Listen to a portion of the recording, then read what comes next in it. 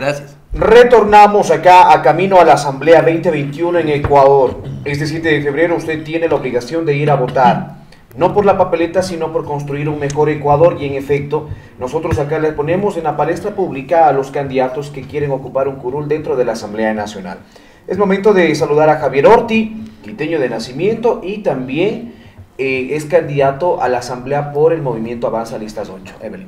Hola Edison, amigos, bienvenidos a este segundo bloque de entrevistas, donde, como ya lo mencionó Edison, estamos con Javier Orti. Nada más para complementar, recuerde que es usted quien le pregunta al candidato, así que ingrese a nuestra transmisión, La Nueva TV Ecuador, y déjenos todos sus comentarios, todas sus preguntas sobre las propuestas, del pensamiento, la ideología de Javier, que aquí nosotras las transmitimos. Javier, bienvenido. ¿Cuál es la experiencia política y académica de Javier para llegar a una curul en la Asamblea? Bueno, muy buenos días. Gracias Edison, Evelyn, gracias por la invitación y felicitaciones por este nuevo medio de comunicación digital, lo cual acerca mucho a la ciudadanía. Bueno, Javier Orti primero es un esposo, un padre de familia, 41 años de edad.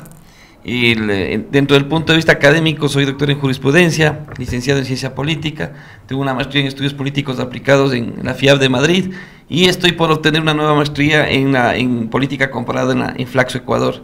Tengo aproximadamente unos 20 años en el sector público, he trabajado en varias instancias, incluida la Asamblea Nacional. Fui diputado en los 26 años, en el año 2006, cuando todavía existían los diputados. Exactamente. Y de ahí he sido parte como asesor y hace 2 años aproximadamente fui parte de la Unidad Técnica Legislativa, que es un ente interesante que filtra los proyectos de ley. Así que en ese sentido, completamente listos y preparados para asumir este nuevo reto. Javier, ¿por qué ahora llegar a la Asamblea Nacional teniendo un currículum bastante amplio en la parte pública, sabiendo que primero, el Consejo Nacional Electoral emite un nuevo método de Webster, atomiza la Asamblea, y segundo, la Asamblea sale con menos del 2% y la gente tiene un poco de rechazo frente a los políticos? ¿Por qué ahora? Y no quizás esperarse unos 4 años. Bueno, siempre uno tiene que estar atento a la demanda y por supuesto ser totalmente disciplinado. Yo soy cofundador, por supuesto, del partido Avanza, no es Movimiento, y el partido de manera unánime me ha emocionado y me ha solicitado que encabece la lista nacional. Esto lo asumí con mucha responsabilidad, con mucha humildad, por supuesto, y hiciste una aseveración muy interesante, Edison. Va a haber, la palabra no es atomización en realidad, sino una extrema fragmentación en el tema del sistema de partidos políticos en el Ecuador. Y yo le digo a la ciudadanía, y lo he dicho en todos los medios de comunicación, en el periodo 2013-2017 yo trabajé como asesor parlamentario con un asambleísta de Avanza, Byron Pacheco, en su momento. Exactamente. Y les puedo decir una experiencia. Qué difícil establecer diálogo en aquel entonces con un solo partido político que tenía 100 legisladores y que prácticamente lo único que hacían era tramitar los proyectos de ley que nacían desde la presidencia de la REP entonces. Pero de alguna manera ustedes eran coidearios en ese entonces también. En la mitad del periodo, en la otra nos abrimos porque estuvimos en desacuerdo con el tema de quitar el 40% del financiamiento para los jubilados en la seguridad social. Ahí es cuando nos abrimos ese tema. Pero qué complicado fue. Y eso me ayudó a decir lo siguiente: yo prefiero mil veces, establecer un diálogo y puentes con 7, 8 bancadas políticas, de llegar a acuerdos, construir una agenda legislativa conjunta, y volvamos a un partidismo prácticamente, o peor aún, una injerencia desde el Ejecutivo hacia el Legislativo. Pero eso sí, hay que entrar con otra mentalidad a la Asamblea Nacional, con una mentalidad positiva, de diálogo, de asertividad, por supuesto, madurez política y sobre todo inteligencia emocional para poder construir esos consensos que necesita de manera urgente el país. ¿Cuáles son estos consensos y estas leyes que se necesitan de urgencia en caso de llegar al... El Ecuador necesita reactivarse económicamente, y para reactivarse económicamente, de acuerdo en un orden de prelación, las leyes urgentes para reactivar la economía y hacer una agenda legislativa conjunta en ese sentido, ¿no? Necesitamos, por ejemplo, revisar el tema del agro. Yo estoy proponiendo unificar un sinnúmero de leyes que tienen que ver con el agro, y así como existe el Código Orgánico Integral Penal, ¿por qué no podemos tener un Código Orgánico Integral Agropecuario que nos permita, por ejemplo, evitar el tema de las intermediaciones, facilitar el acceso a centros de acopio, el tema de importar insumos agrícolas sin aranceles, facilitar los préstamos a los agricultores, por ejemplo, ¿no? En ese sentido.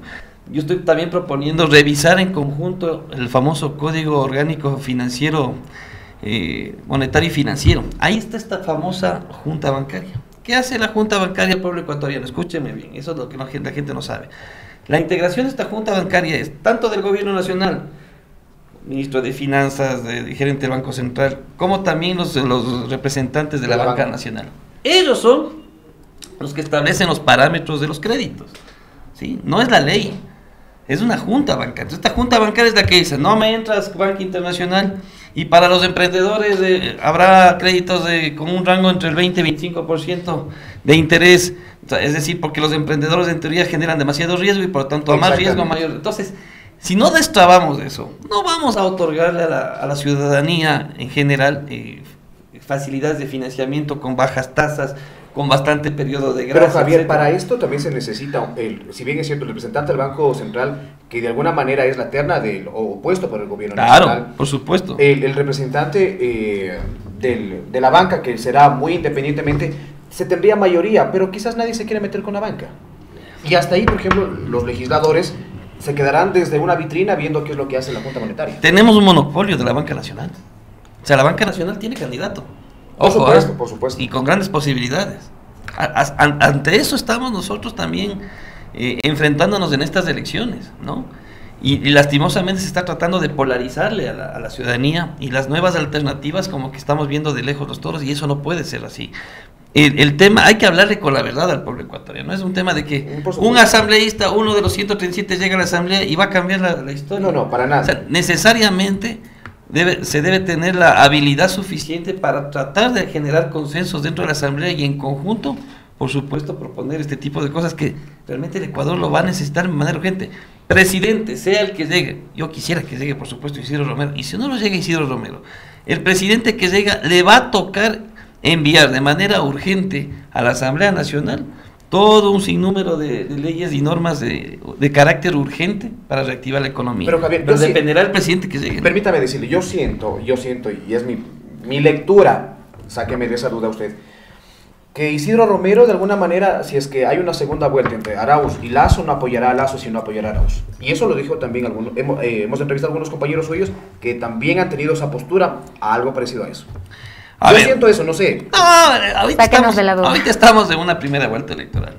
Lo que Isidro Romero está intentando hacer, y yo veo que, por ejemplo, en la costa, yo que he estado en Durán, he estado en Manabí, he estado en Los Ríos, he estado en El Oro, él está tratando de posicionarse como una alternativa a Guillermo Lasso. O sea, diciendo a la ciudadanía que aquí el Ecuador necesita un empresario, no un banquero. Pero, obviamente... Pero los números no le alcanzan, Javier. Veamos, oye... Usted es político y tiene experiencia. Los números no le alcanzan a Isidro Romero. ¿Cuántas encuestas has visto? He visto de la CELAC, he visto acá de ayer publicaron un resumen como de 30 encuestas. Exactamente. ¿Sabes qué? Yo soy politólogo y soy profesor de investigación en temas cualitativos y cuantitativos. Y les voy a decir algo súper real. No he visto encuesta alguna que tenga ficha técnica totalmente fidedigna. Además que los tiempos van cambiando. Yo no he visto una sola encuesta ahorita después del debate, ¿no? Mucho se habla en Twitter, yo siempre les digo, en Twitter no se elige presidente. Por supuesto, o sea, ni en Twitter ni en Facebook. Y como yo sé decir siempre en algunas elecciones, el Ecuador no está entre la patria y las Naciones Unidas. Entre el Labrador. Exactamente. Dicen, ¿no? El Ecuador es otra cosa, ¿no? Y si ustedes algún rato visitan la costa, se van a quedar impresionados. O sea, el comportamiento del electorado ecuatoriano, para mí, es indescifrable. Entonces, el poderte confirmar o aseverar si no le alcanza los números, sí, puede ser que sí, como puede ser que no. Bueno, pero en caso de una segunda vuelta, ¿llegarán a segunda vuelta ustedes? ¿O? Yo aspiro que sí. ¿Con quién? Yo pienso que sí, el único candidato que tiene votación dura es Arauz. Porque aquí la pelea es quién entra contra Arauz. Exactamente. Y ahí están para mí tres personajes. Está Isidro Romero, está Guillermo Lasso y está Yacu Pérez. De ahí para abajo no pasa absolutamente nada. Si es que le quitamos a Isidro y va Yacu, ¿a quién apoyarían ustedes? ¿A Yacu o a Arauz? No me pongan en esa situación. No, definitivamente. Aprovechando que tenemos el politólogo. Yo voy a ser muy, muy sincero. no me voy a quitar la camiseta de politólogo y me voy a poner la camiseta de la 8. No, la camiseta de la 8 de político como representante ante no, la asamblea. Sí, está bien. Sí, yo le digo al Ecuador, después de haber visto el debate, después de haber analizado a cada uno de los candidatos, a mí realmente me ha asustado y me ha admirado la poca credibilidad que puede generar un candidato que puede ser influenciado por otro desde el exterior. Ya vivimos 4 años de un presidente de la República que nunca gobernó.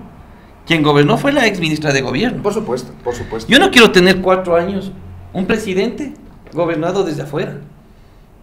Ojo, y por eso yo puse en mis redes sociales, 1000 veces prefiero tener un liderazgo propio a llegar al poder manipulado por alguien. Y ayer Andrés Con Arauz eso yo creo dijo, que queda clara mi respuesta. Perfecto, ayer Andrés Arauz lo perfecto. dijo, ¿no? Que en caso de ganar, el expresidente Rafael Correa sí lo asesorará, aunque sea desde Bélgica. Pero no, lo ha dicho de frente. Lo ha dicho, sí, lo ha dicho. Yo bueno, necesito un presidente con liderazgo propio, Javier, con capacidad de gestión y de decisión propia. No alguien que sea mangoneado. Javier, continuemos ya con lo medular. ¿Qué pasará en cuanto a salud y educación? Temas bastante afectados por esta pandemia. La pandemia ha desnudado las falencias estructurales de la educación y de la salud, pero también ha brindado varias posibilidades.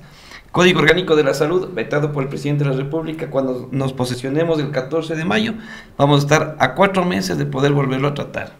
Y este Código Orgánico de la Salud tiene que ser aprobado. Se tendrá que mejorar en la parte estructural todas las observaciones que no se tomaron en cuenta, pero tiene que ser aprobado porque el tema del acceso a la salud se tiene que garantizar a todos los ciudadanos.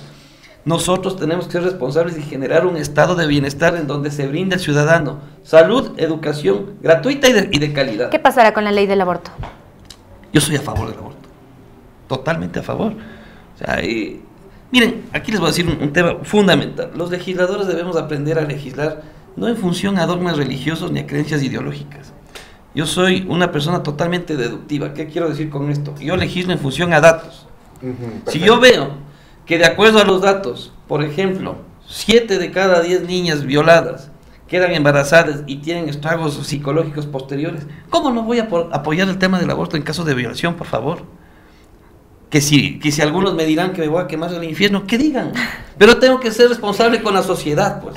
Ya, en cuanto a la educación, bueno, porque sí son problemas muy graves, pero también la educación, ¿no? Los niños no tienen educación, se han retirado miles y miles de niños por no tener no solo internet, sino un celular, una computadora. Hay problemas transversales para acceder a una educación de calidad y con toda la tecnología.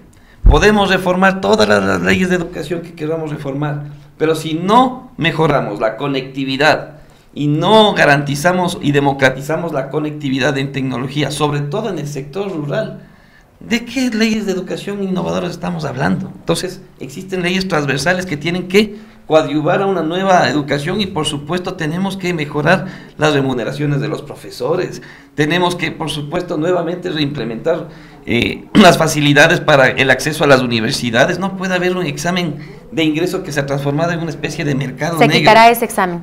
¿Cuál es la alternativa? Nuevamente volver a los preuniversitarios, hacer el seguimiento y también para aquellos que lastimosamente a pesar de hacer un preuniversitario no logren acceder a la educación superior, tenemos que por supuesto ofrecerles otras alternativas como el tema de las carreras técnicas. Pero Javier, cuando decimos que hay un libre acceso a las universidades, no caigo en esta tal vez deducción de que un joven esté en arquitectura, esté en comunicación, no le gusta, se cambia por último a medicina y no da la oportunidad a los que vienen de abajo. Y para complementar también tomemos en cuenta que una educación de calidad no son 50, 70 estudiantes en un aula.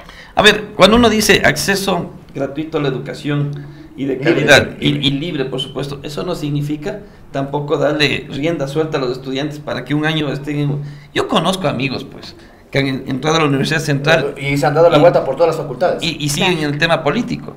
No, hay que establecer reglas, pero sí, de entrada el Ecuador tiene que el Estado tiene que garantizar libre acceso a la universidad y que el estudiante estudie lo que él quiera, le guste. Y si se le dará 1 o 2 oportunidades, suficiente, pero tampoco le puedes dar una rienda suelta para que viva en la universidad. Conversamos con Javier Orti, él es candidato a la Asamblea Nacional por el partido Avanza Listas 8, asambleísta nacional en el casillero número 8. Hablemos de la parte de la seguridad de acá del país.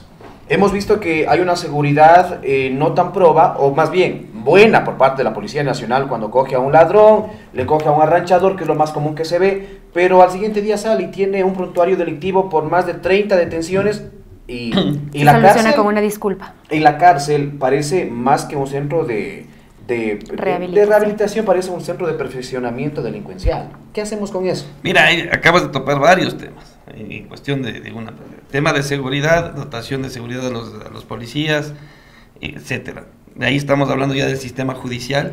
¿sí? Es que todo va unido. Exactamente, todo es integral y transversal. Y por supuesto el tema de la rehabilitación social. Todo tiene que ir en conjunto. Pues. O sea, ¿de qué te sirve una policía con súper dotes y súper bien armada y demás si tienes leyes que no protegen ese tema, por un lado? Si tienes una desconexión entre la Fiscalía y el Consejo de la Judicatura, por ejemplo. La Fiscalía hace su trabajo y el Consejo de Judicatura va y les deja, me refiero a los jueces, los deja libres. Todo eso hay que ir cambiando. ¿Cómo? Sí, hay que reformar, por supuesto, varios aspectos del Código Integral Penal. Sí, tanto del procedimiento como la parte punitiva también. Tenemos que ir revisando ese tipo de temas y claro, en el tema penal incluye un sinnúmero de cosas, no solo el tema delincuencial, el tema de la corrupción. Ayer, por fin, apareció la luz en la oscuridad en la Asamblea Nacional y se aprobó la ley de extinción de dominio, aunque sea casi unánime. Sí, por supuesto. Entonces, todo eso se tiene que tratar, por supuesto, y mejorar esta relación entre Fiscalía y los jueces. ¿Hay justicia proba? O sea, ahí lo que tenemos que también analizar es el tema de la rehabilitación social. O sea, como lo acaban de decir ustedes, miren la cantidad de crisis en los centros de rehabilitación social que hemos tenido en todo este periodo, ¿no? Amotinaciones en varios centros carcelarios. Mientras no se garantice acciones para los presos, siempre van a ser universidades del delito. Y mientras, si no decimos que hay justicia proba, por ejemplo, hablemos, me voy a decir rápidamente, ¿estaba bien la sentencia del expresidente Rafael Correa? Su opinión. A ver, ahí existen elementos fundamentales, ¿sí? No estoy de acuerdo con que se tenga que victimizar y con que se tenga que decir que es una persecución política. No son perseguidos políticos, entonces. No son perseguidos políticos, pero hay algo que se ha aprobado, pues. Y no en esta campaña. En todas las campañas ha existido dobles contabilidades, pues, por supuesto, y eso está aprobado. O sea, no sé si al pueblo ecuatoriano, pero a mí me asusta el saber que prácticamente antes se financiaban las campañas electorales en base a los empresarios, y una cosa es lo que se presentaba oficialmente al CNE y otra cosa es lo que se armaba por detrás. Pero ¿qué pasaba? O sea, y si eso se lo quiere, por supuesto, de mala manera o estratégicamente, ha victimizado a la Revolución Ciudadana, ha victimizado al expresidente Correa, es otra cosa. Pero de que se infringió, yo veo que se infringió. Javier, y en este tema, sí, rápidamente igual, ¿ustedes no les pesa el tema de Ramiro González? Siendo usted cofundador y usted lo conocía muy bien. Pero siempre va a pesar. Pero para nosotros es ya cacho viejo. Porque nosotros hemos sido el único partido político que se ha autodepurado, con todo el dolor del caso.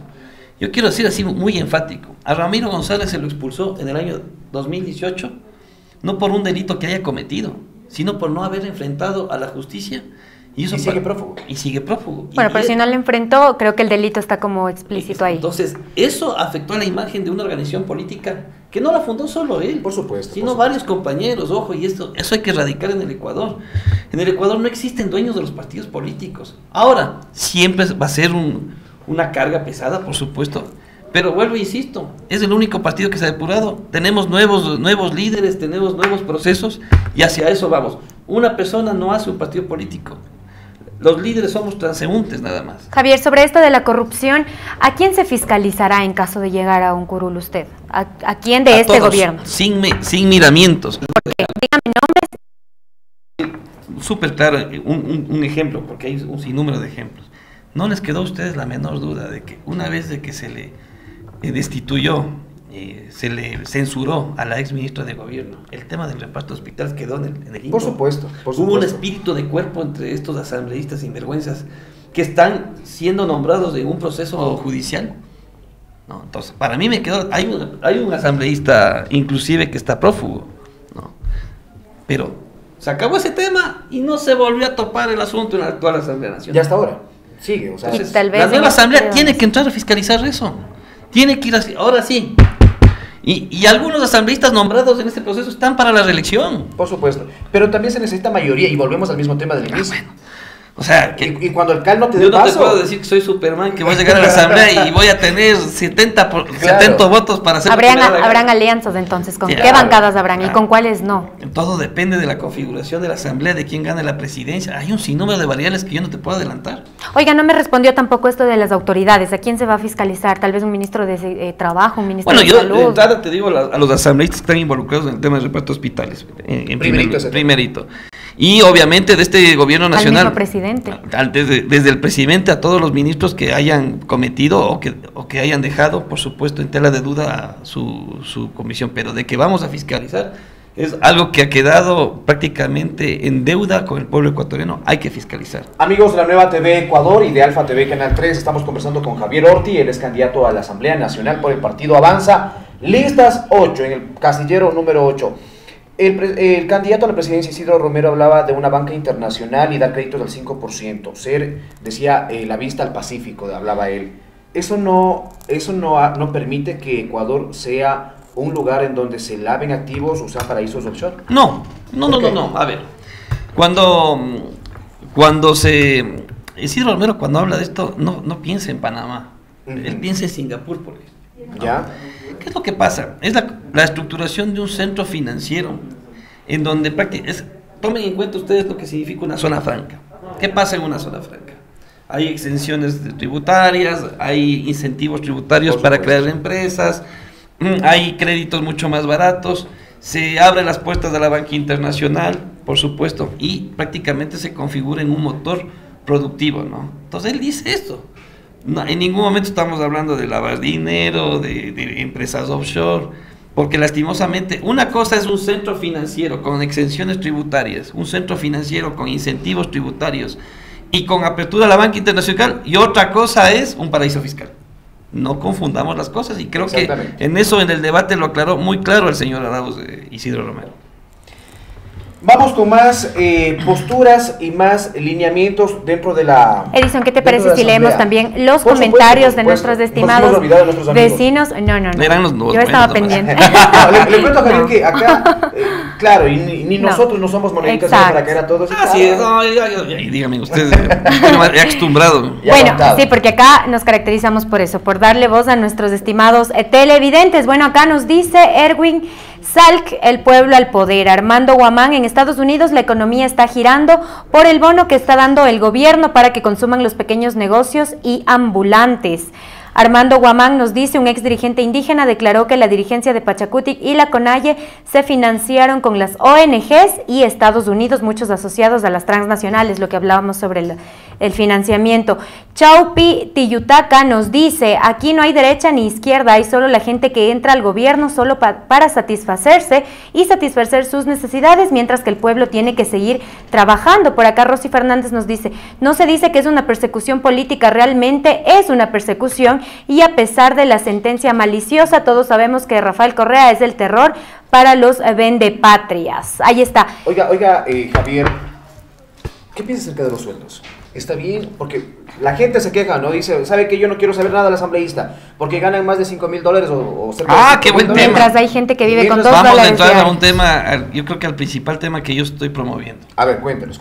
Mira, un asambleísta gana exactamente 4.700 y pico. Y tomemos en cuenta que cuando se daban los viáticos ganan incluso muchísimo más. Exactamente, más. Vamos primero con un diagnóstico rapidísimo. Ganan 4.700 mensuales. Ajá, exactamente. En su gran mayoría van los martes, regresan los jueves, ¿sí?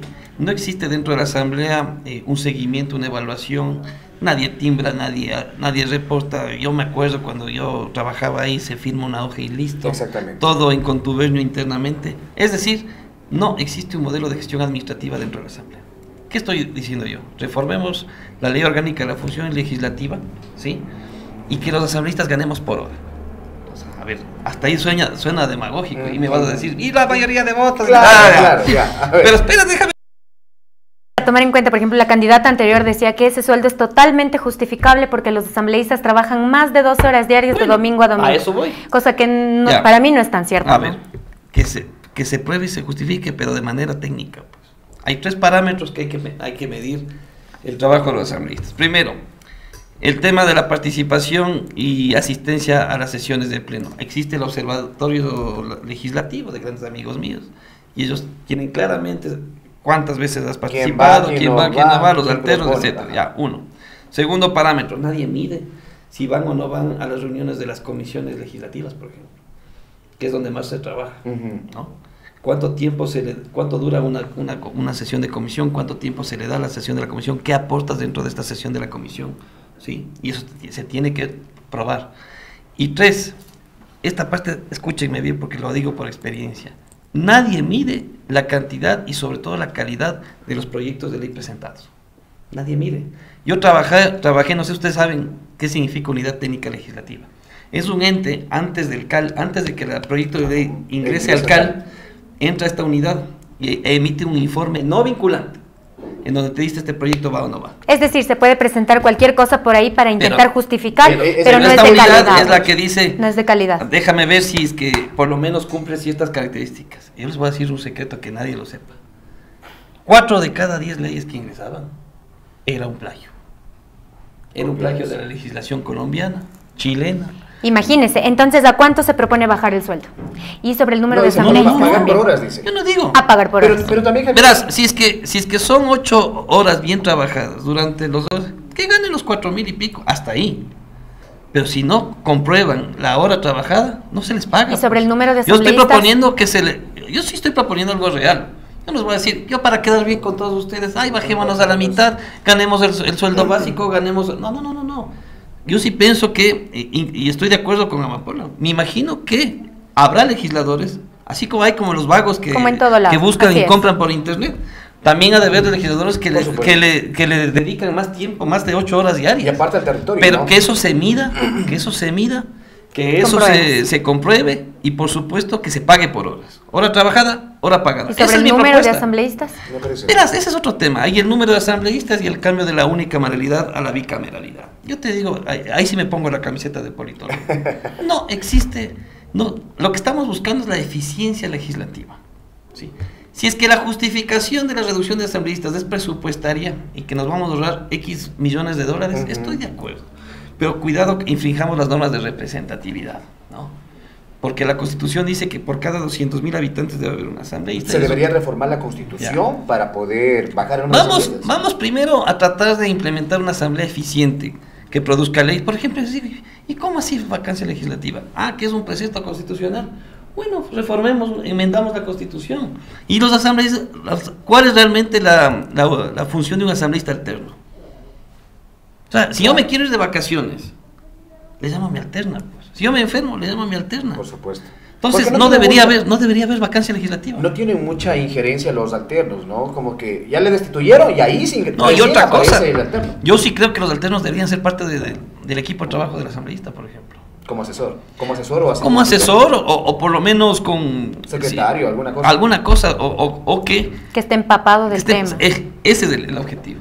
Que de repente aparecen asambleístas. Pero no sería más gente para el asambleísta. Recién me avisó ayer el doctor y vengo acá a votar. Y me dijo que vote en contra, sí, porque no quería dar la cara. Imagínese. Es interesante el diálogo con Javier Orti, candidato a la Asamblea Nacional, pero el tiempo también. Se nos acaba el tiempo. Sí, tengo otra entrevista. Rapidísimo, sí. Así que agradecerles a ustedes, amigos de la Nueva TV Ecuador. Javier, su palabra, rapidito, su mensaje. Bueno, ustedes han visto la experiencia, la preparación. Yo creo que hay que darle otra cara a la Asamblea Nacional. Debemos ser más dinámicos, más profesionales, más honestos. Establecer una asamblea totalmente abierta y por supuesto ser asambleístas mucho más de territorio que de escritorio. Yo creo que eso necesita el pueblo ecuatoriano y con una actitud mucho más positiva, así que tengan la plena seguridad que Javier Orti con el bloque de Avanza iremos con esa actitud. Estas fueron las palabras finales de Javier Orti. Les agradecemos, un abrazo grande, vecinos, vecinas, por estar acá conectados. Esperamos que todo esto contribuya para un voto responsable, un voto consciente el 7 de febrero, en donde nos veremos ya en las urnas. Un abrazo grande. No se olviden, este 7 de febrero estamos en una cadena aliada con Canela Televisión y varios medios de comunicación, porque acá somos el canal de las elecciones. Nos vemos el día de mañana, si Dios nos permite. Un abrazo y bendiciones.